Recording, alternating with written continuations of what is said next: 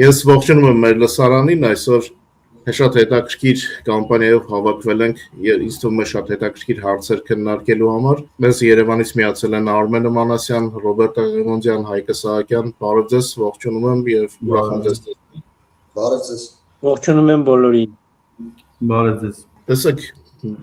մեր այս հետընտրական process-ներում կարծես շատ կարևոր թեմաներ են դուրս մնում քննարկումներից, կուզեի ձեզ հետ քննարկել հենց դա, որ տեսնենք ինչ կարելի անել, որպեսզի Հայաստանում այդ թեմաներին այլ կերպ նայեն եւ մեր լրագրողները մի քիչ ավելի ուշադիր լինեն ավելի կարևոր երևույթների, քան հետ ընտրական գործընթացների։ Ինձ թվում է այս թեմաները նույնպես շատ հետաքրքիր են եւ ճիշտ ներկայացնելու, ճիշտ վերլուծելու դեպքում դրանք նույնպես կարող են դառնալ շատ դիտվող քննարկվող։ Մեր այսօրվա թեմաներն են, առաջինը օրերս Երևանում ներկայացված նորդիկ պաշտպանական հայեցակարգն է, ձեր կարծիքով ինչպես անցավ միջոցառումը եւ արդյոք բավարար ուշադրություն դարձվեց այդ թեմային, չէ՞ որ Ադրբեջանին Եվրոպան նման բան չի առաջարկում, արդյոք Հայաստանում լրագրողները ճիշտ են ներկայացնում միջոցառումը, որպեսզի լինի ամբողջական գիտակցում, թե ինչ քայլերի է դիմում հին մայրցամաքը հանուն մեր հայրենիքի, որովհետև գիտենք երրորդ երկրներից հյուսիսային անընդհատ ուզում են ասեն, թե ում եք դուք պետք, Եվրոպան կոնկրետ քայլեր են իրականացնում, բայց ցավոք սրտի հիմնական կադր չի մտնում։ Երկրորդը Հայաստանի հնարավոր անդամակցությունն է նորաստեղծ եվրոպական ֆրեյա հակաօդային վահանին, որքանով են Հայաստանում ընկալում թեման, որքանով է պարզ, որ այս համակարգը կարող է աշխատել ավելի արագ եւ պաշտպանել Հայաստանը նույնիսկ ՆԱՏՕ-ից շուտ, ՆԱՏՕ-ն գիտեք երկար գործընթաց է, իսկ ուկրաինական պատերազմը ավելի արագ քայլերի հնարավորություն է տալիս, նոր գաղափարներ, նոր միավորումներ եւ հիմա, ինչպես գիտեք երևի թե իմ եթերներից, հնարավորություն կա նաեւ Հայաստանի համար, ձեր կարծիքը ընդհանրապես երևույթին եւ Հայաստանի մասնակցության հնարավորությունները։ Երրորդը Հայաստանում ընտրական գործընթացները ավարտվեցին, ինչպիսին է ուժերի իրական դասավորությունը եւ արդյոք երկրում ժողովրդական ինստիտուտները համապնդվում են ձեր կարծիքով։ Չորրորդ հարցը հայկական սփյուռքի տնտեսական մասնակցության մասին է Հայաստանին օգնելու հարցում, հենց իրենց բնակության երկրներում հայկական արտադրանքի իրացման եւ առաջխաղացման միջոցով, օրինակ Ուկրաինայի հայերը իրենց օրինակով ցույց են տալիս, թե ինչպես դա կարող է լինել, ամենաշատ վարդերը այս պահին Ուկրաինայի հայերն են ներմուծում Հայաստանից, կարող են օրինակ Ուկրաինայի հայերը օրինակ ծառայել Սփյուռքին, որ հատկապես Եվրոպայում ապրող գործարարներին, ովքեր մանր ցանցերի հետ կապ ունեն եւ կարող են Հայաստանին աջակցել, եւ հինգերորդ թեման Ուկրաինան մեծ յոթնյակի հետ արդեն, եթե չեմ սխալվում, 8-րդ հանդիպումն է միասնական, առաջ եթե հիշում եք Ռուսաստանն էր մեծ ութնյակ հենց ֆորմատ կար, ինչպես կարող է այս գլոբալ փոփոխությունը ազդել Հայաստանի վրա, ինչպես է ընկալվում, ընդհանրապես ընկալվում է, որ Ռուսաստանը գնում է թե չէ, գիտեմ որ Հայաստանում հիմնական լրատվամիջոցները դրանք հենց Ռուսաստանը մերձ կոնտենտ ունեն եւ միգուցե նրանք հնարավորություն չեն տալիս այս իրադարձությունները ընկալել։ Ռոբերտ, միգուցե քեզանից սկսենք։ Խնդրեմ, ես սկսեմ, այո, նախ նշեմ, որ հարցերը բավական ծավալուն են եւ կարելի է ամեն մեկի մասին մի քանի նման եթեր խոսել, բայց փորձեմ համառոտ ներկայացնել 5 հարցերից յուրաքանչյուրի վերաբերյալ իրականում գոյություն ունեցող պատկերը եւ որոշ դեպքերում իմ կարծիքը, իմ մոտեցումները, որոշ դեպքերում Երևանից հայացքները եւ այլն։ Նախ սկսենք նորդիկ հայեցակարգից, որը փաստացի պաշտպանական գործողությունների մի համակարգ է, որի վերաբերյալ կարելի ասել, որ այն ձևավորվել է եւ աշխատում է իսկապես հյուսիսային երկրներում, հատկապես սկանդինավյան երկրներում, եւ պետք է ասել, որ նոր չէ, որ Հայաստանում ուշադրություն են դարձել այս համակարգին, բավական ժամանակ է ուսումնասիրություններ կան հենց այս համակարգի վերաբերյալ, հատկապես ուշադրություն է դարձվել Ֆինլանդիայի, Շվեդիայի եւ Էստոնիայի օրինակներին։ Այդ ուսումնասիրությունների հեղինակները կարծում եմ շատերին ծանոթ են, եթե ծանոթ չեն, օրինակ Ռեջա Արզումանյանը ունի նման հետազոտություն, Գևորգ Մելիքյանը ունի եւ այլն, ծավալուն հետազոտություններ, բայց նաեւ այլ մարդիկ ունեն փոքր հոդվածներ եւ այլն։ Ես նշեմ, որ այս հայեցակարգերի ուսումնասիրությունը հնարավորություն է տվել Հայաստանին, ավելի կոնկրետ ազգային անվտանգության խորհրդի շրջանակներում իրականացնել համապարփակ անվտանգության հայեցակարգի մշակում եւ հետո ազգային անվտանգության խորհրդի նիստի ժամանակ դա ընդունվել է որպես Հայաստանի Հանրապետության համար պաշտպանական գործընթացների իրականացման ուղեցույց ճիշտ է այն գաղտնի է չի հրապարակվում եւ շատ հատվածներ դրա պարունակում են Հայաստանի անվտանգության ապահովման այնպիսի մոտեցումներ, այնպիսի մոդելներ, այնպիսի տեսլականներ, որոնք հրապարակման իհարկե ենթակա չեն, բայց մեկ-երկու բառով ես կարող եմ ասել, որ ընդհանուր առմամբ տրամաբանությունը նման է նրան, ինչ ներկայացում է հենց նորդիկ ուրեմն պաշտպանական համակարգի շրջանակներում այն ենթադրում է համապարփակ ձևով պատրաստ լինել ռազմական գործողություններին եւ ոչ միայն ռազմական գործողություններին, ընդհանուր առմամբ արտաքին սպառնալիքներին ավելի կոնկրետ, ավելի հասկանալի որպեսզի լինի ամեն մարդ անկախ նրանից նա որտեղ է աշխատում, ինչ է անում, պետք է իմանա իր դերը, իր նշանակությունը, իր գործողությունները հնարավոր ռազմական սպառնալիքի կամ արտաքին սպառնալիքի ժամանակ իհարկե մեկ բան է նման հայեցակարգը գրելը, ընդունելը, մեկ այլ բան է դրա իրականացումը։ Ես ճիշտ ասած իրականացման հետ կապված շատ մեծ ուրեմն տեղեկությունների չեմ տիրապետում, սակայն պիտի նշեմ, որ որոշակի ուղղություններով, որոշակի աշխատանքներ ինքս տեսել եմ, իհարկե ես չեմ եղել այն մարդը, ով այդ աշխատանքների մեջ ներդրում կատարողն է եղել այդ համապարփակ անվտանգության հայեցակարգի, բայց համեմատելով այն գործողությունները, որոնք իրականացվում են եւ իմանալով մոտավորապես թե ինչ է իրենց ներկայացնում համապարփակ պաշտպանության համակարգը, հասկացել եմ, որ սա այդ համակարգի աշխատանքի որոշակի արդյունքներ են։ Ես կարծում եմ հաշվի առնելով թե ինչ ծավալուն ուրեմն տեքստ ունենք գրված կարծում եմ բավական ժամանակ է անհրաժեշտ լինելու որպեսզի հայեցակարգը գոնե մեծ մասով իրականություն դառնա եւ հնարավոր լինի աշխատեցնել իհարկե շատ լավ կլինի որպեսզի մարտահրավերներ չլինեն, բայց լինելու դեպքում հնարավոր լինի աշխատեցնել, հավանաբար դեռևս մի քանի տարի անհրաժեշտ է քայլ առ քայլ դրա առանձին դրույթները իրականացնելու համար։ Հայաստանում տեղի ունեցած միջոցառումը այնուամենայնիվ լայն ընդգրկում չունեցավ եւ լրատվականները շատ չտարածեցին։ Ես ենթադրում եմ, որ բացառապես մասնագիտական հանրույթն է եղել տեղեկացված եւ բացառապես մասնագիտական շրջանակներում է ուշադրություն դարձվել եւ քննարկումների արժանացել միջոցառումը։ Երկրորդ հարցի հետ կապված այդ Freya համակարգի հետ կապված ես նշեմ, որ ըստ էության տրամաբանությունն այն է, որ Տրամպի գալուց հետո Եվրոպան կարծես թե արթնացավ եւ սկսեց իր սեպարատ առանձին պաշտպանության համակարգերը զարգացնելու մասին մտածել եւ դրա արդյունքն է հավանաբար այդ Freya-ն, որը հուսով ենք իրականություն կդառնա, որովհետեւ այն եւս դեռ նախագծման փուլում է, դեռ ամբողջական համակարգ որպես այդպեսին մենք չունենք։ Հայաստանի հնարավորությունները այդ համակարգի միանալու բավական բարձր են գնահատում, հաշվի առնելով թե ինչպիսի քայլերով է Հայաստանը փորձում ինտեգրվել եվրոպական գործընթացներին, եկեք հիշենք մայիսին Հայաստանում տեղի ունեցած գործընթացները Հայաստանի կապերի ամրապնդումը հատկապես Ֆրանսիայի եւ Գերմանիայի հետ, որոնք եվրոպական միության առանցքային երկրներ են, նաեւ Մեծ Բրիտանիայի հետ, որ եվրոպական միությունում չէ, բայց հաստատի այդ Տրամպի աշխարհը մեծ ազդեցություն ունեցավ նաեւ Մեծ Բրիտանիայի եւ Եվրամիության շահերի համընկնելու գործում եւ Հայաստանը 3 երկրների հետ ունի բավական լավ հարաբերություններ, ես նշեմ, որ ճիշտ է մայիսի 28-ին կայացած շքերթի ժամանակ մենք տեսանք եվրոպական երկրներից միայն ֆրանսիական ռազմական տեխնիկա, բայց իրականում Հայաստանի ռազմական համագործակցությունը չի սահմանափակվում կոնկրետ Եվրոպայում միայն Ֆրանսիայով, բազմաթիվ այլ ուղղություններ եւս կան, որտեղ հետաքրքիր զարգացումներ կան, արդեն կան հետաքրքիր զարգացումներ, որոնց Ուկրաինայի ուղղությամբ եւս կան որոշակի զարգացումներ կապված օրինակ դրոնների ուրեմն վաճառքի հետ, գիտենք որ Ադրբեջանը Ուկրաինայի հետ պայմանավորվածություն ունի, Հայաստանը եւս հետաքրքրություն է ներկայացրել դրոնների արտադրության եւ Հայաստանի հետ ռազմական համագործակցության վերաբերյալ։ Պիտի նշեմ, որ իմ գնահատմամբ Freya-ն մի նոր համակարգ է, որը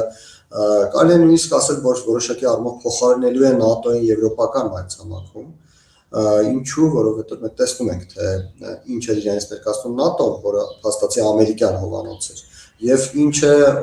այսօր իրենց ներկայացնում Եվրոպայի պաշտպանության անհրաժեշտությունը կամ Եվրոպայի պաշտպանական շահը, անվտանգային շահը ընդհանուր առմամբ, ինչպես արդեն նշեցի, Տրամպի ազդեցությունը բերեց Եվրոպայի արթնացման այս առումով եւ ես հուսով եմ Ռուսաստանից շատ ենք լսում, որ Եվրոպան դառնում է ռազմաքաղաքական միավորում, ես հուսով եմ դա իրականություն կդառնա եւ Եվրոպան իսկապես կդառնա ռազմաքաղաքական միավորում, Հայաստանը կարողանա օգտվել այդ միավորման հնարավորություններից։ Անդրադառնալով երրորդ հարցին, ընտրական գործընթացները եւ ժողովրդավարության վիճակը Հայաստանում, նշեմ, որ հերթական անգամ Հայաստանը արդեն երրորդ անգամ համապետական ընտրություններ անցկացրեց, որոնց լեգիտիմությունը որևէ կասկածի տեղի չի տալիս կասկածի տեղի կապված ընդհանուր արդյունքների հետ, թեև բաղադրիչների մասով խնդիրներ կան, հիմա դրա մասին ես կասեմ։ Ինչու կասկածի տեղի չի տալիս, որովհետև ակնհայտ է, որ Հայաստանի Հանրապետությունում ավելի շատ մարդ ցանկանում է, որ քաղաքացիական պայմանագիրը իշխանությունը շարունակի իշխել, քան ցանկանում է, որ քաղաքացիական պայմանագիրը իշխանությունը կորցնի եւ Սամվել Կարապետյանի կամ Ռոբերտ Քոչարյանի ուժերը կան իշխանության։ Ակնհայտ է, որ Սամվել Կարապետյանի քաղաքական ուժը ուներ իսկապես երկրորդ վարկանիշը Հայաստանի Հանրապետությունում եւ ընտրությունների արդյունքները հենց դրանք էլ ցույց են տվել։ Խնդիրներ կան կապված Բարգավաճ Հայաստանի հետ եւ լավ կլիներ օրինակ, որ Սահմանադրական դատարանը ու որ դիմել են տարբեր քաղաքական ուժեր նոր ընտրություններ նշանակել, որովհետեւ այդ 3 տեղամասերում անվավեր անալի վերակվարկություն չնշանակելը, թեև իրավական առումով գուցե որոշակի բարձաբանումներ ունի, բայց քաղաքական առումով էական խնդիր է Հայաստանի Հանրապետության համար եւ նախադեպ է, որը ցանկալի է որ չլիներ։ Եթե լինեն նոր ընտրություններ, հուսով եմ, որ այս նախադեպի հարցը դուրս կգա եւ Հայաստանը կհաղթահարի այդ խնդիրը եւ այստեղ է որ լեգիտիմության հետ կապված խնդիրներ կան, որովհետեւ տեսեք ինչպես ակնհայտ է ասացի, որ Հայաստանում ընտրելու իրավունք ունեցողների մեծ մասը ցանկանում է, որ Փաշինյանի իշխանությունը շարունակի իշխել, այնպես էլ ակնհայտ է, որ 4%-ից ավելի մարդ կա Հայաստանում, որ պատրաստ է գնալ ընտրության եւ գնացել է ընտրության եւ պատրաստ է քվեարկել Բարգավաճ Հայաստան կուսակցության օգտին, որպեսզի նրանք լինեն ազգային ժողովում։ Նրանք ազգային ժողովում չեն բացառապես այն պատճառով, որ այդ 3 տեղամասերում խնդիրներ են առաջացել, բայց այդ խնդիրները չեն առաջացել Բարգավաճ Հայաստանի մեղքով կամ ընտրողների մեղքով։ Խնդիրները առաջացել են որոշակի տեխնիկական պրոբլեմների հիմքով, օրինակ այն տեղամասում, որտեղ մեկ կուսակցության գրադեղներ չեն եղել, փաստացի կենտրոնական հանձնաժողովի սխալի պատճառով այդ տեղամասում ընտրողները չեն կարողացել իրենց կարծիքը արտահայտել ընդհանուր արդյունքներում։ Ես նույնիսկ նշեմ, որ գլոբալ առումով լեգիտիմության խնդիր նորից չկա, ինչու, որովհետև անկախ նրանից այդ տեղամասում, այդ 3 տեղամասերում մարդիկ ում կընտրեին կապված քաղաքացիական պայմանագիր ուժեղ Հայաստանի եւ Հայաստան դաշինքների հետ, միևնույն է գլոբալ պատկերը չէր փոխվելու, դրանք չէին կարող այնպիսի ազդեցություն ունենալ, որ օրինակ քաղաքացիական պայմանագիրի իշխանություն ձեռքվեր կամ մյուս երկուսը իշխանության գային, բայց Բարգավաճ Հայաստանի դեպքում իհարկե լեգիտիմության խնդիրը կա։ Ժողովրդավարական ինստիտուտների մասով նշեմ, որ ընտրական համակարգի մասին խոսեցինք, բայց ընդհանուր առմամբ Հայաստանը բավական դանդաղ տեմպերով է զարգանում, հատկապես դատաիրավական համակարգում էական խնդիրներ կան եւ այդտեղ աշխատանքի հսկայական ուրեմն տեղ կա։ Ես նշեմ, որ կրթության ոլորտում շատ մեծ խնդիրներ կան, օրինակ հասարակագիտության, բարձրագույն կրթության հասարակագիտության ոլորտում շատ լուրջ խնդիրներ եմ տեսնում եւ ես հուսով եմ, որ այս ընտրական թողուբոյի ավարտից հետո Հայաստանի իշխանությունները ի վերջո լուրջ կվերաբերվեն բարձրագույն հետդպրոցական կրթությանը եւ փորձենք այստեղ եւս որոշակի տրամաբանությամբ փոփոխություններ ունենալ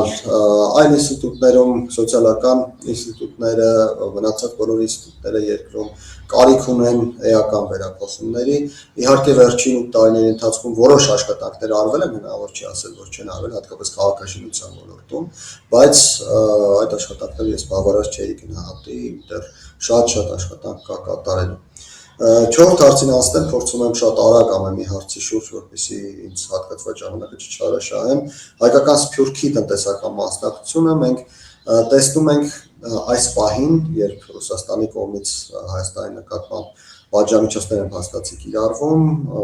բավական մեծ հետաքրքրություն կա հայկական շուկայի նկատմամբ այլ տարածություններից, բայց հայկական սփյուռքի մասնակցությունը այդ հետաքրքրության մեջ ճիշտ ասած ինձ համար այնքան էլ տեսանելի չէ։ Եվրոպական երկրներ կան, որոնք բացել են հնարավորությունները Հայաստանի համար արտակարգ ռեժիմով ճգնաժամային իրավիճակի պատճառով։ Մեկ օրինակ նշեմ, օրինակ, եթե այսօր Ռուսաստանը բացի սահմանը եւ խնդրի Հայաստանի ելակ առաքել, Հայաստանում չի գտնվի բավարար ելակ, որովհետեւ բարձվեց, որ Արաբական Միացյալ Էմիրությունները եւ Սաուդյան Արաբիան շատ մեծ պահանջարկ ունեն հայկական ելակի, որը նախկինում ուղղակի տեղյակ չէին նույնիսկ տնտեսվարողները, շատ փոքր քանակներ են գնում, հիմա շատ մեծ քանակներ են գնում եւ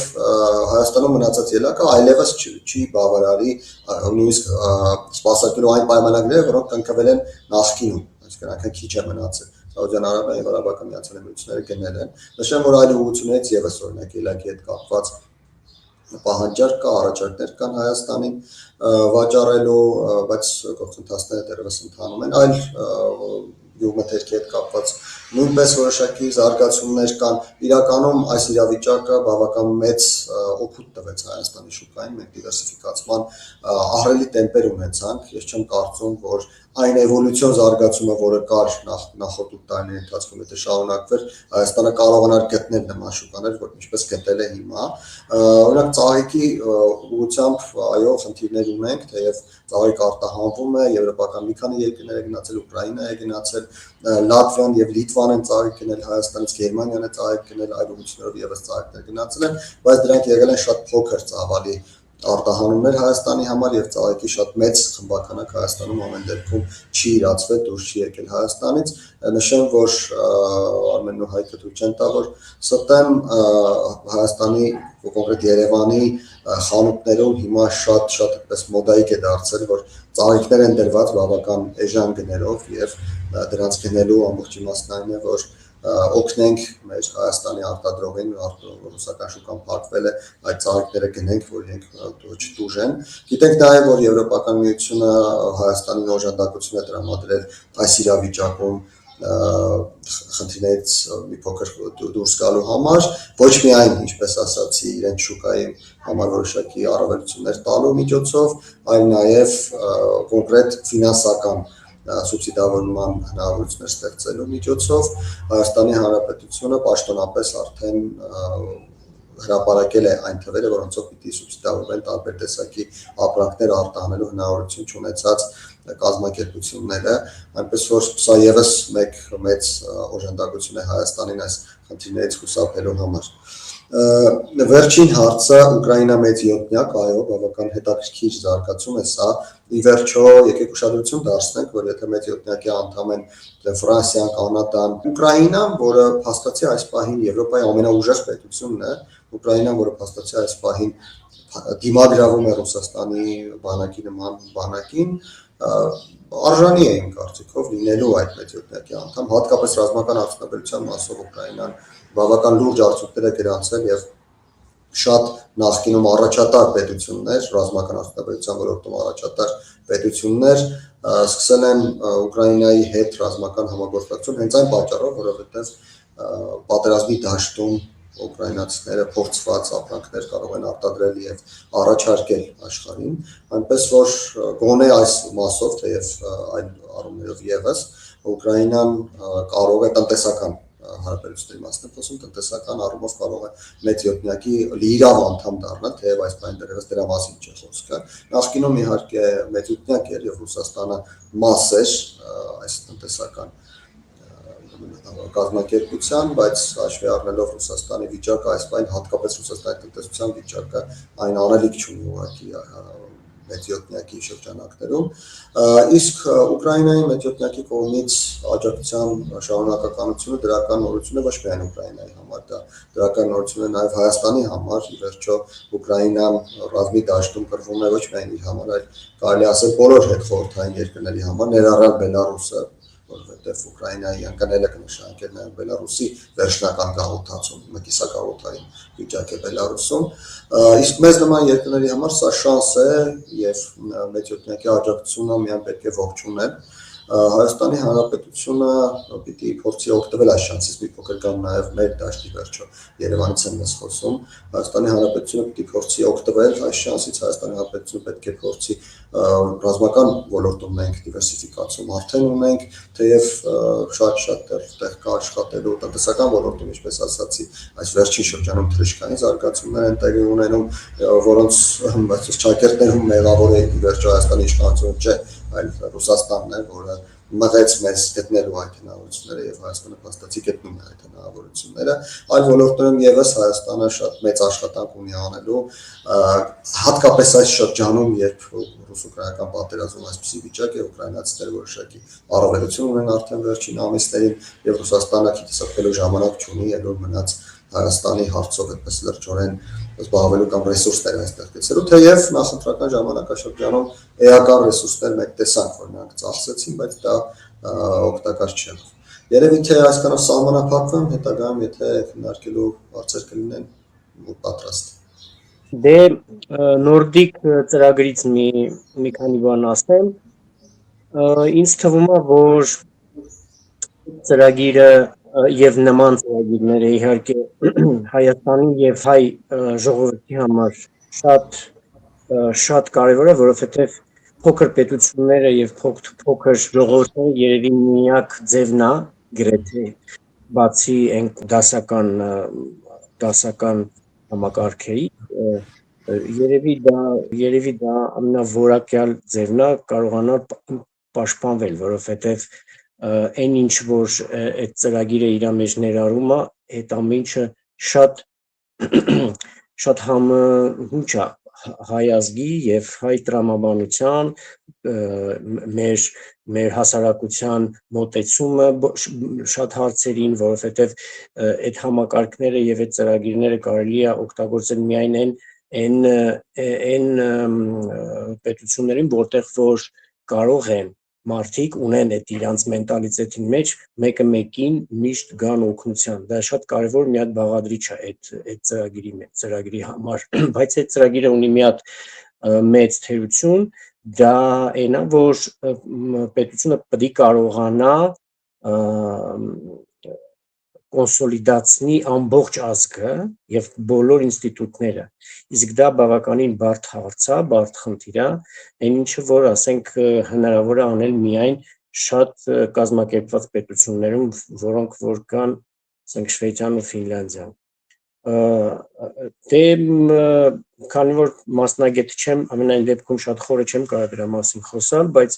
ոնց ասեց Ռոբերտը, ունենք ծրագիրներ, կան մարդիկ մեր երկրում, որոնք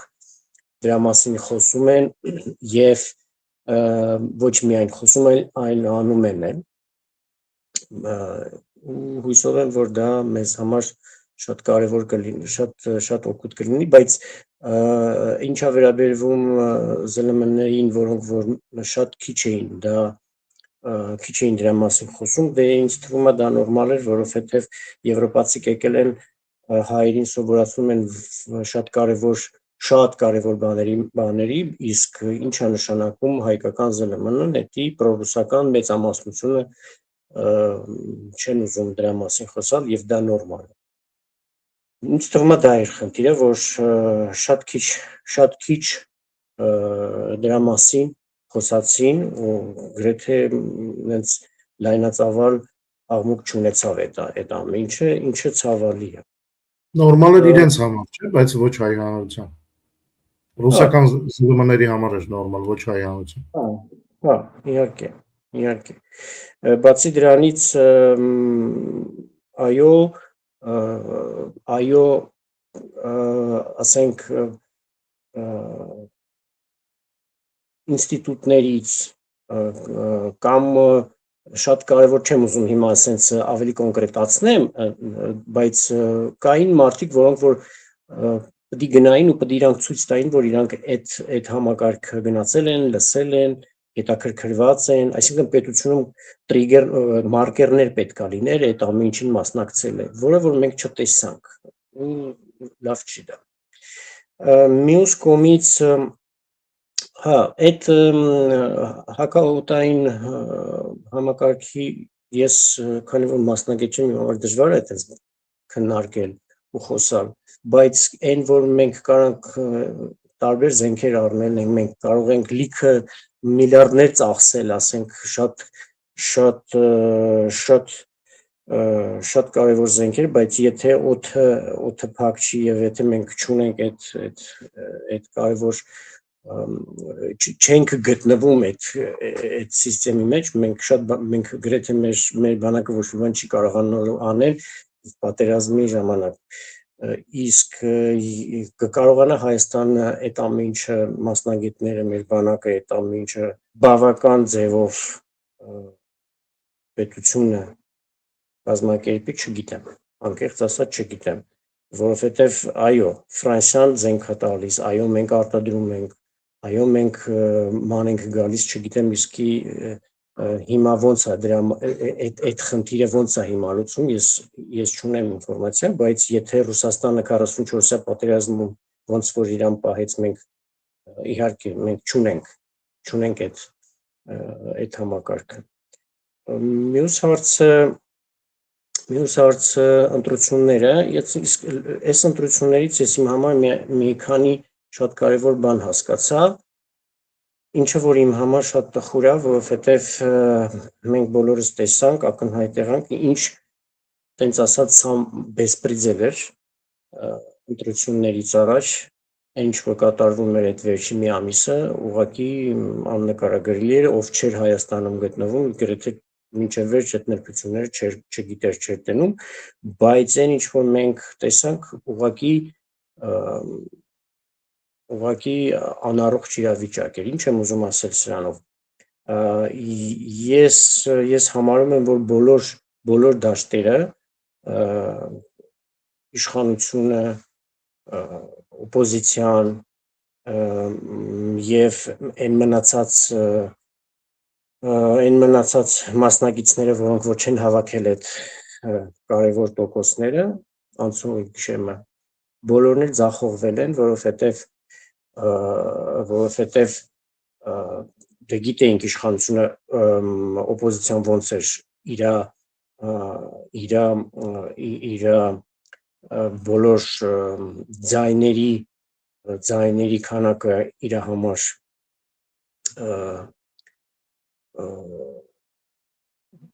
օքեյ, ճանապարհը ոնց էր ինքը անցնում, հա, այդ օպոզիցիան։ Հետո այդ պայմանները ընդունելով իշխանությունը մտավ իր հերթի մի դաշտի մեջ, որտեղ որ իշխանությունը ինձ թվում է ինքը արդեն ստիպված էր գնալ այդ քայլերի, որոնք որ ասենք դեմոկրատիայի մասին կարելի է այդ պահին մոռանալ, որովհետև ինչ է նշանակում 3.996 Բարգավաճ Հայաստանի մասին է խոսքը, հա, Գագիկ Ծառուկյանի կուսակցության մասին է խոսքը, ինչ է դա նշանակում, դա նշանակում է, որ ստիպված իշխանությունը գնացել է այնպես քայլերի, որը որ պետք է գնար, որովհետև իրան դա պետք էր, ասենք այն եթե մենք ունենք այսօրվա օրով մի կես միլիոնից ավելի ժողովուրդ, որից որ ասենք չեմ կարող ասել որ տոկոսը, որ մասը փող ստացել գնացել իր ձայները տվել Սամվել Կարապետյանի, Ռոբերտ Քոչարյանի, Գագիկ Ծառուկյանին, դա երևի թե չենք իմանա, բայց դե պատկերացրեք, որ սա է ամենամեծ ձախողումը, որովհետև մենք ունենք երկրում ժողովուրդ, որոնք որ գնացել են ու ձայներ են տվել այդ իրեք կուսակցությանը, դա խնդիր է մեր հասարակության համար, նաև խնդիր է մեր հասարակության համար, որ իշխանությունը չկարողացավ բացատրել ժողովրդին, որ այն ինչ որ ինքը անում է, դա պետք է Հայաստանին և Հայաստանի ապագայի համար ու գտնվան ժողովուրդ, որոնք որ առանց, հիմա ես արդեն խոսում եմ այն մարդկանց մասին, որոնք որ չեն ստացել կաշառք, առանց կաշառքի գնացել են իրանց ձայները տվել են Ռոբերտ Քոչարյանին կամ Սամվել Կարապետյանին։ Դա էլ է լուրջ խնդիր իշխանության համար։ 8 տարվա մեջ մենք դա չկարողացանք բացատրել։ Այսինքն կան երկրում ժողովուրդ, որոնք որ պատրաստ են ապրել այն պայմաններում, որոնք որ մենք ունեինք, ասենք մի 15-20 տարի առաջ։ Այսքան երևի թե իսկ ինստիտուտների մասին էլի եմ ասում, ինձ թվում է մենք խնդիր ունենք հիմա դեմոկրատական ինստիտուտների մասին վերաբերյալ, որովհետև ստիպված իշխանությունը մտավ այդ բեսպրեդել խաղի մեջ։ Ինչա վերաբերվում մեր Սփյուռքին, որը որ կարողանա ունենալ որևէ մի ազդեցություն այս պատժամիջոցների, որոնք որ մենք տեսանք Ռուսաստանից, կարողանա մասնակցել մեր ապրանքը կարողանա, ինձ թվում է, ես Ռոբերտի հետ համաձայն եմ, Սփյուռքը այդքան աշխատանք չունի անելու, ինչքան պետությունը, որովհետև դե Սփյուռքը հասկացանք, կարողանա որևէ մի բան անել որպես հայը հայի համար, բայց դե ամենայն դեպքում պետության աշխատանքը ինստիտուտների ազդեցությունը այս process-ների վրա շատ լուրջ պետք է լինի եւ բայց դրա համար էլ ժամանակ է պետք, հույսով եմ կառավարությունը այդ հարցերը կլուծի, որովհետեւ ճիշտ է ասում Ռոբերտը, համաձայն եմ, արաբական երկրները դա սկայական շուկա է, որտեղ որ եթե լուրջ աշխատանք կարողանանք վարել, մենք խնդիր չենք ունենալու ոչ մի պատժամիջոցների հետ, բացի դրանից Եվրոպան արձագանքեց ու դա էլ մարկեր էր մեր համար։ Ինչա վերաբերվում G7 եւ Ուկրաինայի սամիթին, ինձ թվում է սա ես կարամ երկու բան ասել, շատ կարևոր այս սամիթի վերաբերյալ, սա առաջինը նշանակում է, որ եվրոպացի կոնսոլիդացվում են ու իրանք ասում են, որ մենք դեռ կարողանում ենք հարց լուծել առանց Միացյալ Նահանգներին եւ իսկ Միացյալ Նահանգներին իրանք հենց հայավարի ասած դրեցին իրան տեղը, որովհետեւ այս ամենը տեղի է ունենում նրանից հետո, որ Միացյալ Նահանգները Իրանում ունեցան ինչ որ ունեցան, Ուկրաինան 3 օրվա Տրամփը իր ասածով հարցերը չլուծեց եւ կան էլի լուրջ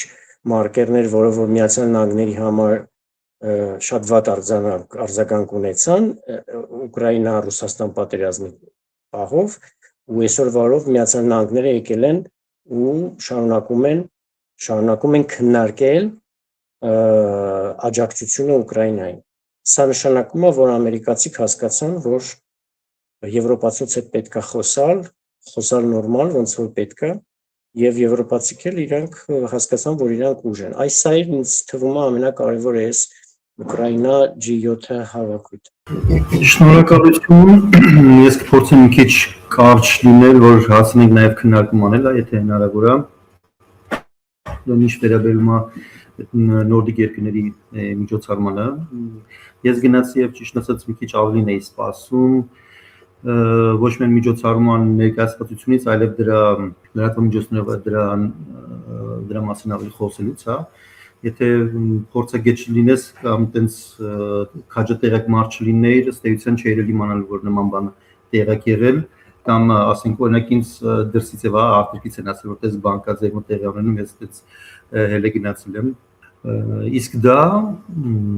հենց վերաբերվում կա, այսինքն այդ համապարփակ անվտանգության հայեցակարգը, որ ասում է, որ իմասին 21 թվականից անդադ խոսում է, դրանից առաջինը խոսում է, մինչև հիմա խոսում է, պետության կողմից վերաբերմունք է, օրինակ հանրային հեռուստաընկերությամբ կարեն չէ լուսաբանեն դա, չեն լուսաբանել, հետեւաբար ես դա ոչ թե պատահականություն կամ լրագրողների վատ աշխատանք եմ որակում, դա պետական քաղաքական վերաբերմունք է նման կարևորագույն process-ին, հա, որտեղ մարդիկ եկել են եւ խոսում են ոչ թե տեսական թղթի վրա գրված ինչ-որ հայեցակարգերից, այլ կոնկրետ հստակ գործողություններից, ինչպես են նրանք որպես հանրություն, որպես պետություն, որպես ազգ կարողացել ձևակերպել եւ կյանքի կոչել պաշտպանական մի հայեցակարգ, որով նրանք ապահովում են իրենց անվտանգությունը Ռուսաստանի նման մոնստրից։ Դա կարևոր է, դա պետք է ուսանել լինի մեզ համար։ Եվ ինչպես իմ գործընկերն է ասում, ինչ որ փորձագիտական շրջանակներ գրել են երկար բաներ եւ դա գաղտնի է պահվում, համապարփակ անվտանգության հայեցակարգի ամբողջ իմաստն է, որ ինքը գաղտնի չպետք է լինի, ինքը պետք է լայն մասնակցային ներգրավվածություն ապահովի, որ ոչ միայն զինվորը, այլև հաշվապահը, IT-շնիկը, բանը, այտենց փորձագետը, ամեն մի սովորական մարդ իմանա պատերազմի ժամանակ իր տեղն ու դերը եւ ոչ թե միայն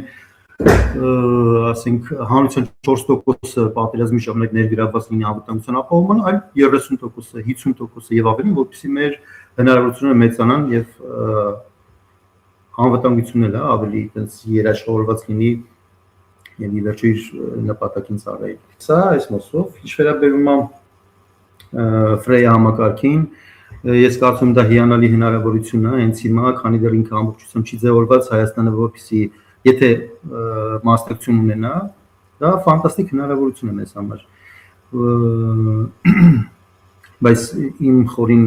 համոզմամբ մենք դրան չենք մասնակցի, որովհետև Հայաստանը անվտանգային լուրջ համակարգերով ինքը չի զբաղվում, ընդհանրապես մենք ակտիվություն չենք դրսևորում այդ ոլորտում, պասիվ դիտորդի դերում ենք եւ ասենք կարող ենք 26 թվականին նախապատրաստվել 2020 թվականի պատերազմին, ասենք գնել ինչ-որ բաներ, բերել զորահանդեսի ժամանակ ցույց տալ զենքեր, զինամթերքներ, որոնք մեզ անհրաժեշտ են 20 թվականի պատերազմին։ 26 թվականում իրողությունները այլ են, փոխվել են եւ ես կարծում եմ մեր պաշտպանական համակարգը դրան դերևս բան չի, պատրաստ չէ։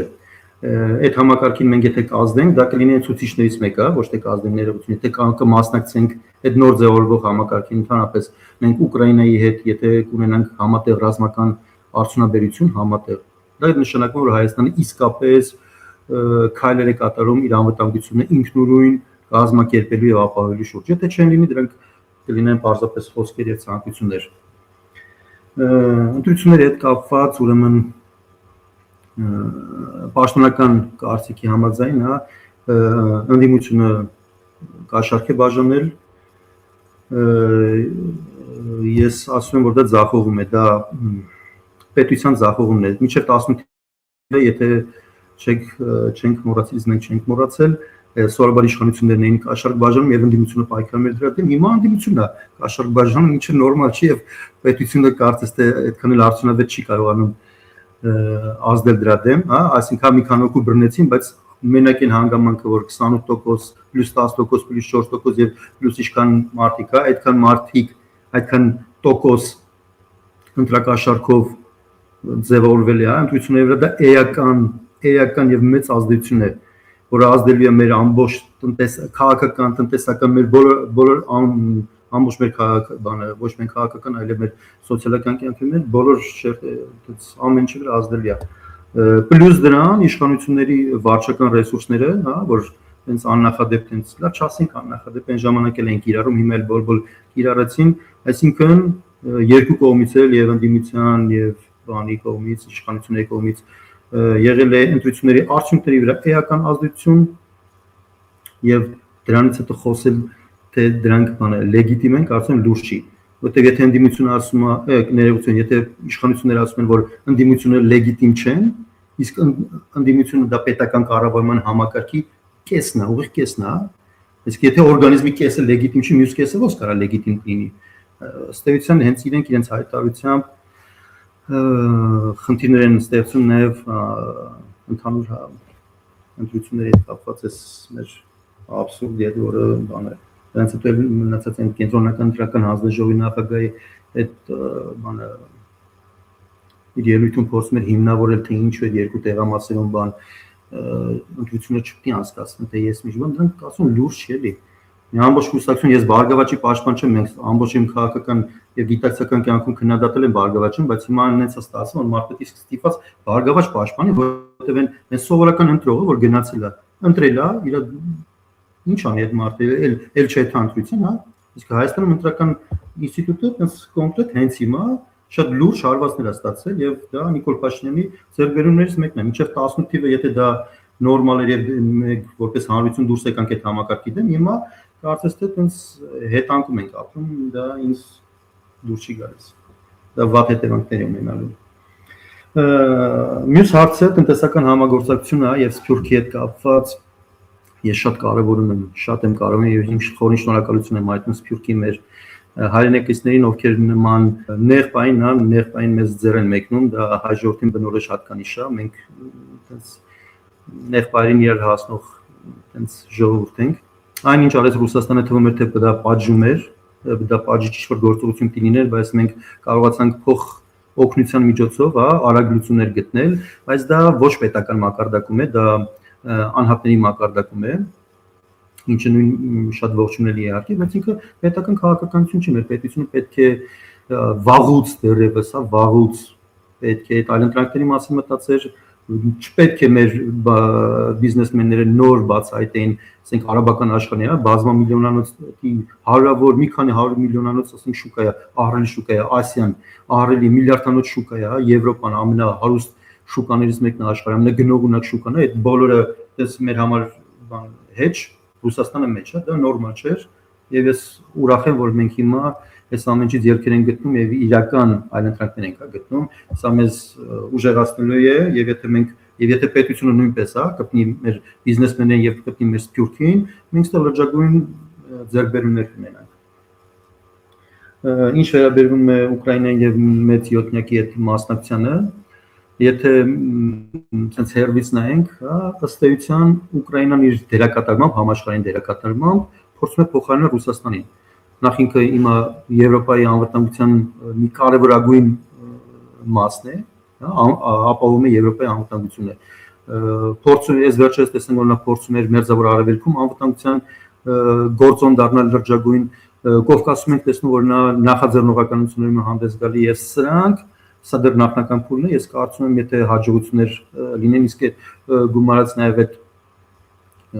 ռազմարտունաբերական այդ հաբի, որը հիմա ինքը այդ ֆունկցիան կատարում է ամբողջ աշխարհի համար, հա, այդ ամբողջ ծավալը իրականացնի եւ Ռուսաստանի նկատմամբ ռազմական մեծագույն հաջողություններ գրանցի նաեւ իր աշխարհ-քաղաքական տեղն ու դերը աշխարհում էական մեծանալու է եւ դա նոր գործոն է լինելու եւ նաեւ մեր տարածաշրջանում եւ աշխարհում, որի հետ մենք պետք է հաշվի նստենք եւ ինչքան հնարավոր է շուտ, այնքան լավ։ Հա, իդեպ դա բարեկամական գործոն է մեզ համար եւ այդ բարեկամությունը ոչ թե բարի ցանկությունների տեսքով է, այլ բնական շահերից ելնելով։ Դա շատ կարեւոր է։ Հայաստանի եւ Ուկրաինայի շահերը բնականորեն իրար համապատասխանում են։ Սա էական է, որի վրա կարելի է լրջագույն, դա լուրջ ֆունդամենտ է, որի վրա կարելի է լուրջ քաղաքականություն, երկարաժամկետ քաղաքականություն իրականացնել։ Անկախ այն բանից իշխանություններ կլինեն այսօրվա, թե մեկ այլ իշխանություններ կլինեն, դա մեզ համար լայն հնարավորություններ են։ Շնորհակալություն։ Հաստատի ձեզ բոլորի տեսելով, հատկապես տնտեսական Ռուսաստանի այսպես կոչված պատժամիջոցների ռեակցիան իր Ռուսաստանի այդ քայլերը խթան հանդիսացան, հաստատի դիվերսիֆիկացիայի համար տնտեսական, ինձ թվում է դա կունենա իր նաև քաղաքական էֆեկտը եւ քաղաքական դիվերսիֆիկացիան էլ խթան կստանա եւ հայկական քաղաքական ուժերը ոչ թե բաժանված կլինեն բալանսավորողի եւ ռուսամետների, այլ զուտ հայամետ քաղաքական ուժերից, որոնք կան քաղաքական դաշտում եւ նրանց բարձրապես ավելի շատ ուշադրություն կդարձնի մեր հայ ընտրողը, մեր հայ հասարակությունը, ինչը կարծում ես Արմեն։ Շնորհակալություն, երևի էլի, հա, ես սկսեմ, նախ նշեմ երկու հարցի անդրադառնամ, երկու մտքի անդրադառնամ, երկուսի հեղինակն էլ Հայկն էր, կապված համապարփակ անվտանգության հայեցակարգի ուրեմն բաց լինելու, հասանելի լինելու հետ, ճիշտ ասած, այնքան չեմ կիսում այդ տեսակետը, որ այն պիտի ընդհանրապես բացվի, որովհետև ոչ միայն մենք ենք միայն, ոչ միայն Հայաստանի հասարակությունն է դրան տեղեկանալու, այլ նաև պոտենցիալ թշնամիներն են դրան տեղեկանալու եւ եթե այն բաց լինի, շատ ավելի հեշտ կլինի այդ դրանք շրջանցել են պաշտպանական համակարգերը շրջանցել, այո իհարկե համաձայն եմ, որ առանձին մարդիկ պիտի ամեն մեկը իր տեղը իր դերը իմանա, բայց կարող են առանձին մարդիկ իրենց տեղը իմանալ, բայց չիմանալ ասենք այլ մարդկանց տեղը, բժիշկը գիտի ինչ պիտի անի, բայց բժիշկը չգիտի թե ինչ պիտի անի, չգիտեմ հաց թխող է կամ նմանատիպ ինչ-որ մի տրամաբանությամբ ամեն դեպքում այդ տեղեկությունը պիտի հասանելի լինի, էլի ամբողջապես եթե հասանելի լինի, դրա էֆեկտը ընդհանրապես կկորի պատկերացնելով։ Երկրորդը Ֆունկտուր ավելացնեմ, եթե հնարավոր է, խոսքը նրա մասին չէ, որ ինքը ամբողջապես բաց նաև ճշնամիների համար, խոսքը հանրության համար, իսկ հասանելի բաց հասցնելը ես չեմ կարծում էդի լուրջ խնդիր է, էլի, դա շատ նորմալ խնդիր է։ Օրինակ Իսրայելը ամեն մեկի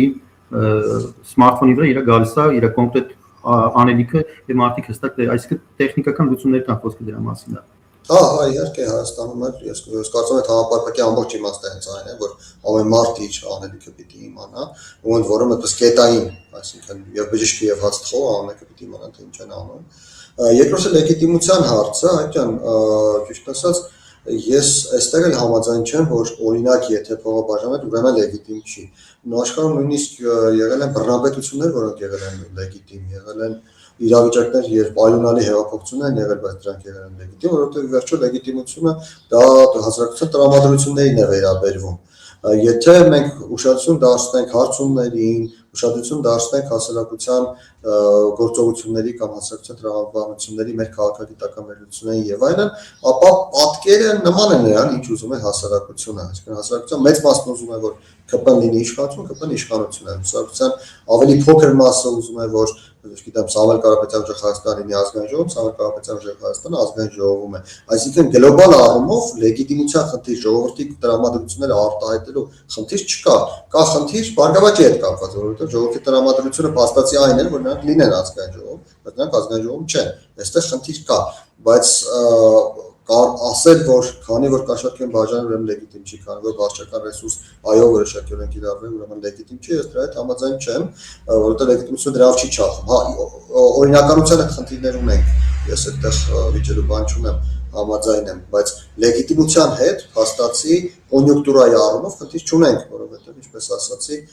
այն որ քաղաքացիական պայմանագիրը շարունակում է իշխել, դա հասարակության մեծ մասի տրամադրությունն է։ Հասարակության մեծ մասը ցանկանում է որ քաղաքացիական պայմանագիրը շարունակի իշխել, եւ դա արտացոլված է ազգային ժողովի ընտրությունների արդյունքներում։ Դա է լեգիտիմության մասով։ Ինչ վերաբերում է հարցին, ավելացված հարցին, թե տնտեսական դիվերսիֆիկացիան կարող է բերել քաղաքական դիվերսիֆիկացիայի թե ոչ, ես նշեմ, որ իմ տպավորություններով քաղաքական դիվերսիֆիկացիան սկսվել է վաղուց,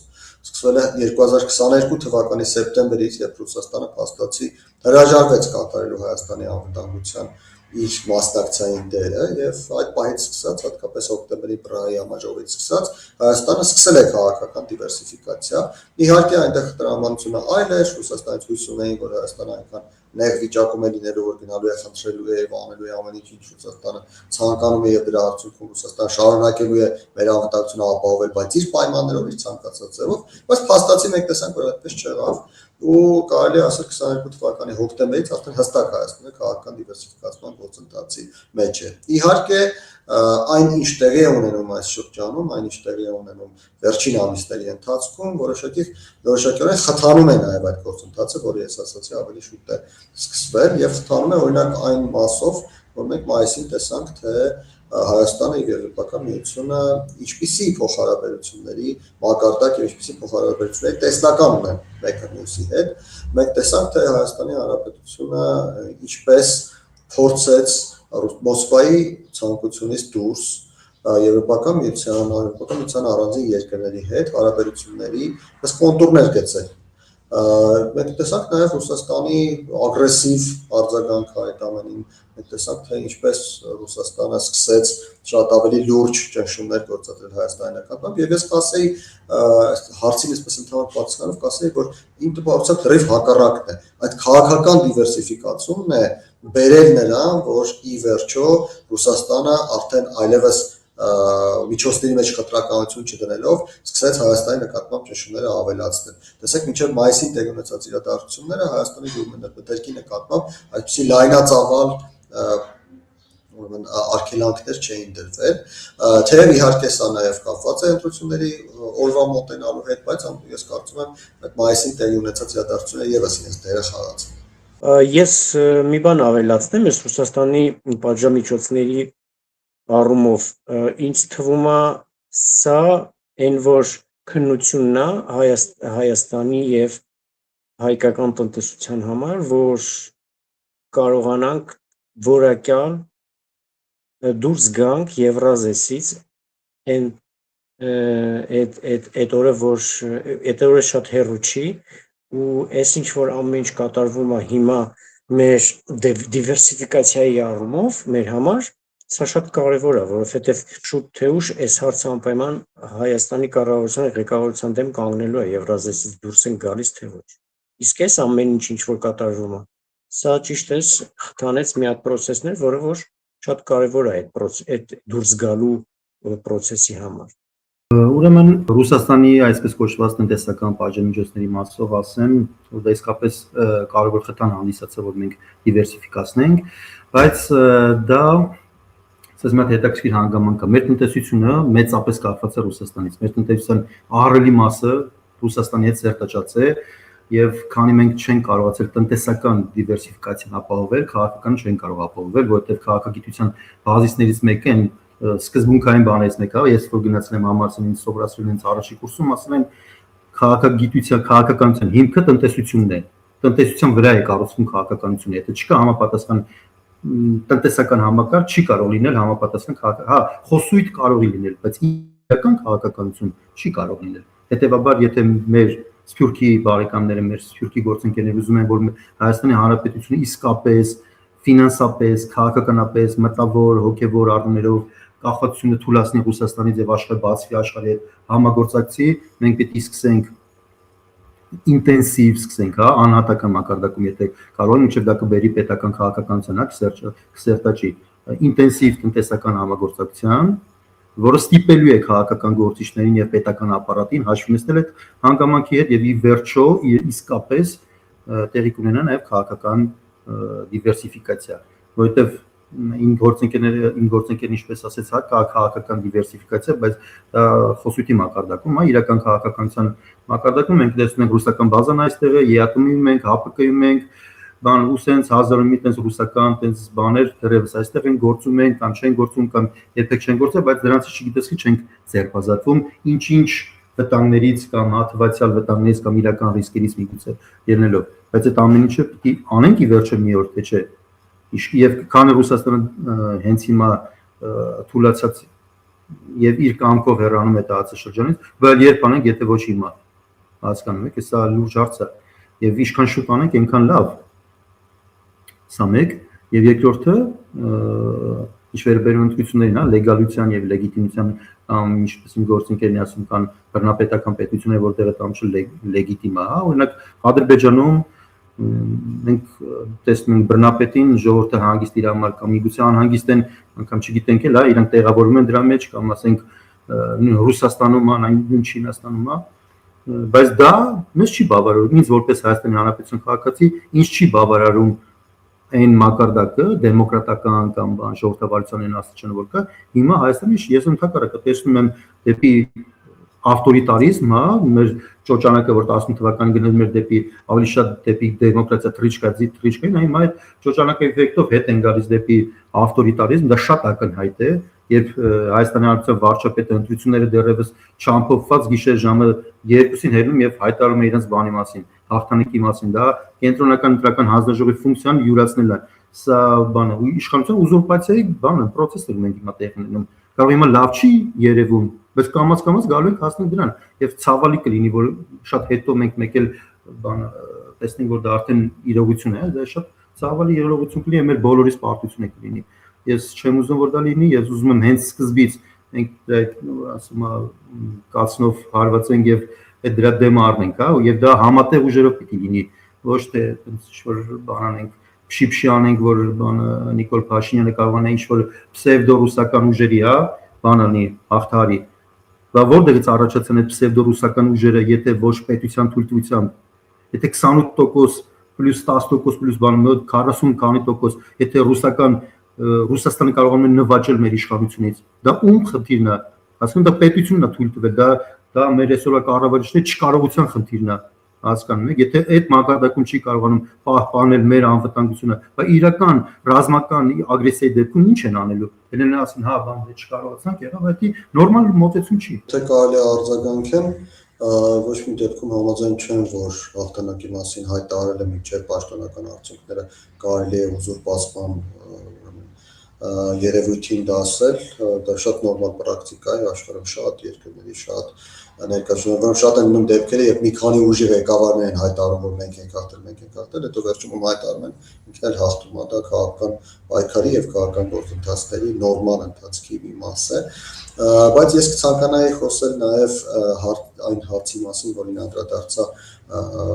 որը ավելացվեց մարդի կողմից եւ որին ես անդրադարձա նաեւ ներքին քաղաքական մասով, տեսեք, իհարկե շատ լավ կլինի բոլորս ուզում ենք, որ Հայաստանում ընտրության հնարավորություն լինի հայամետ ուժերի միջև եւ ժողովրդավարական ուժերի միջև, բայց այստեղ կա մի շատ կարևոր խնդիր, որի հաղթահարումը գոնե մոտակա ապագայում ես չեմ տեսնում։ Խնդիրը հետեւյալն է, որ գլխավոր ռեսուրսներին տիրապետում են երկու հիմնական ուժեր, եւ այսօր եւ առաջիկայում էլ դեռևս կարծում այդպես է լինելու։ Մեկը դա այն ուժն է, որը իշխանություն ունի, անկախ նրանից ինչպեսի ուժ է, Փաշինյանի ուժն է,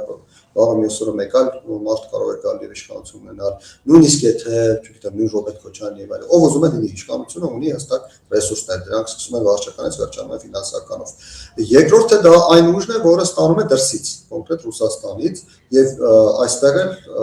մի կուսակցություն, մենք ինչ տեսանք օրինակ ռուսամետների դաշտում, կար Սամվել Կարապետյանը եւ բոլոր մյուս ռուսամետ կուսակցությունները փորձում էին նրան սիրաշահել, պատտվում էին նրա շուրջը, այսպես ասենք, եւ փաստացի այս երկու ուժերը մրցակցում են իրենց ռեսուրսներով։ Արևմտամետները չունեն այդ ռեսուրսները, արևմտամետների դաշտում տարբեր քաղաքական կուսակցություններ, որոնք ունեին հարաբերականորեն հավասար ռեսուրսներ եւ մրցակցում էին իրար հետ, եւ ի վերջո բոլորը պարտվեցին։ Կարծել թե կգա ինչ-որ մի ժամանակ, որ ենթադրենք չեզոք քաղաքական ուժերը, արևմտյան քաղաքական ուժերը եւ այլն այնքան քաղաքական հասունություն ցուցաբերեն, որ բոլորով իրար հետ միավորվեն եւ կարողանան հաղթել, ճիշտ ասած, ես կարծում եմ մի փոքր ուտոպիզմի ժանրից է եւ վերջին 10 տարվա կյանքն էլ ցույց է տալիս, որ իսկապես այդպիսի բան չի լինում, ինչի հետ կարող է քաղաքագիտորեն այդպիսի դրա հավանականությունը շատ փոքր է, այնպես որ փոփոխություն կարող է լինել այն ժամանակ, երբ ինչ-որ նոր հնարավորություն բացվի, օրինակ նույն Եվրոպական միությունը մեծ մասով ֆինանսավորի Հայաստանում որևէ Եվրոպական միության ուղղությամբ շարժվելու քաղաքականություն իրականացնող ուժի, կամ մեկ այլ կողմ Միացյալ Նահանգները, կամ Չինաստանը, ինչ-որ Չինաստանի ուղղությամբ շարժվելու հավաքություն ունեցող քաղաքական ուժի ֆինանսավորի, որովհետև Հայաստանի ներքին ռեսուրսները բավարարում են իշխանությանը եւ Ռուսաստանից եկած գումարում են ռուսամետ քաղաքական ուժերին։ Իսկ նրանց հետ մրցակցելը անհամեմատ քիչ ռեսուրսներով, ես կարծում եմ լավագույն դեպքում կարելի է ունենալ այն, ինչ ունեցավ շնորհապետական կուսակցությունը։ Ավելին անել այդ ռեսուրսներով չեմ կարծում հնարավոր։ Ուզում եմ ուղղակի ավելացնել, որ մեկ կուսակցության մասնակցությունը եւ հաղթարշավ ընտրություններում եւ պետության մասնակցությունը կազմակերպել ընտրություններում տարբեր բաներ են, շատ տարբեր բաներ։ Հիմա ով եթե ոչ պետությունը, պիտի փակեր այսպես կոչված ռուսամետների, վաղը չինամետների, մյուս օրը թուրքամետների, մյուս օրը ուզբեկամետների, այնց ինտենսիվ ագբավոր հնդիկները որոշեն, հնդկական, ասենք մի քանի միլիարդ իրեն ներդնեն, ուստեղ Հայաստանում իշխանություն դա այտենց ուղղակի ասենք դե լավ դե ստացվեց, դա նորմալ չէ։ Հայաստանի Հանրապետության պետության ֆունկցիան ընտրությունների կազմակերպելը դրա համար է։ Այդ ռուսամետները այտենց եկան հաջողությամբ, ուզում ձեր բոլոր ուշադրությունը գրավել հրավիրել են հանգամանքի վրա, որ ընդհանրապես մի ինչ-որ անշար հայտարարություն արեց եւ այդ բանը, այդ հայտարարությունից հետո իրան փակեցին եւ սարքեցին քաղաքական գործուն, այդ մարդը քաղաքական գործուն չէր։ Սենց անվերջ կարող ենք խոսել եւ իհարկե հիանալի է, որ այստեղ բանը հմեկ չի, այսպես կոչված եվրոպական ֆորմատ է, որտեղ կարծիքները հնչում են եւ ոչ թե վիճում են մարդիկ, այլ տեսակետերի շուրջ մեծ դիտողները իրենք ինքնուրույն դատողություն են անելու, կարծում այսքան էլ լրիվ հերիք է եւ բավարար։ Շնորհակալություն հնարավորության համար։ Տեսեք, մեխանիզմներից խոսեցինք, մշակումների անհրաժեշտությունից խոսեցինք, խնդիրներից, հեռանկարներից, ինձ թվում է շատ հետաքրքիր էքսպերիմենտալ ֆորմատ էր, բայց շատ հետաքրքիր ստացվեց, վստահ եմ մեր լսարանը իր վերաբերմունքը կարտահայտի մեկնաբանություններում, ճիշտ մթնոլորտ էր, քննարկվեցին սուր հարցեր, օրինակ հակասական կարծիքներ հնչեցին, բայց ճիշտ մթնոլորտում հնչեցին եւ ինձ թվում է հենց նման մթնոլորտում մենք կարող ենք մեր ամենադժվար խնդիրները լուծել, խնդիրները բարձրաձայնել, լուծումներ գտնել։ Շնորհակալ եմ ձեզ մասնակցության համար, էքսպերիմենտալ ֆորմատը ինձ թվում է իրեն արդարացրեց եւ ուսամ էլի առիթներ կունենանք հավաքվելու եւ քննարկելու։ Շնորհակալ եմ հրավերի համար, իհարկե շատ հետաքրքիր էր եւ շնորհակալ եմ գործընկերներիս իրենց կարծիքների համար։ Բոլորին շնորհակալ եմ, հույսով եմ ելի կհանդիպենք նույն ֆորմատով։ Շնորհակալություն, շատ հաճելի էր, հաջողություն։ Հուսամ դուր կգա մեզ դիտողներին։ Մինչ նոր հանդիպում։